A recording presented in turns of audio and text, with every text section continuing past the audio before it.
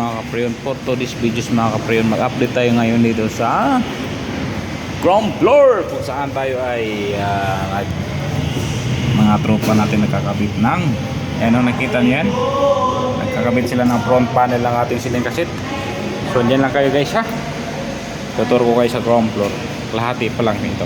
Yan mas mga kapreyon, ayan ang ating ceiling cassette. Ayan, napansin nyo mga kapreyon, mayroon yung takip sa ilalim. Yan ang kinagawa ng mga tropa natin.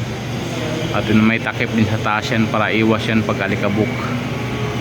Yan yung purpose yung karton sa taas mga kapreyon. Yan o, kita nyo yan. Kasi paggawan sa maglilinis sila dito sa sahig, kasi hindi pa to totaling malinis. So yan, ipilagyan natin ng karton yan mga kapreyon yan o. Ayan, ito palang unit at ano natin ito mga pro na BRF yung siya ceiling ay nakita nyo yung mga pro yun, no? Wala dalawang system to mga pro yun. Ayan, may iba dito multi-split at split BRF. Ayan, hanggang dito yung mga pro yun. Balik kalahati lang to sa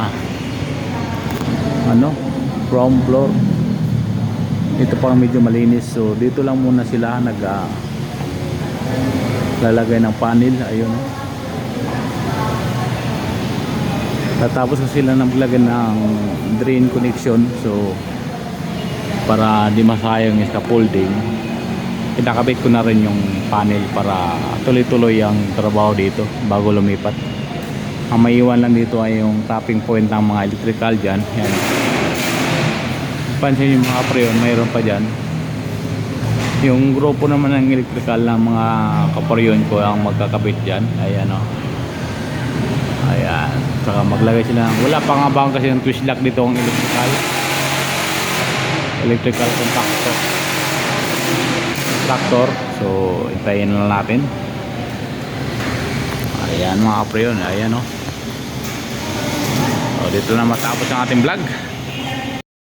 Narating yung aking video na ito mga kapreyon. Huwag kalimutan mag-subscribe, like, comment, share at pinutin na rin notification bell para updated kayo sa aking pag-vlog mga kapreyon.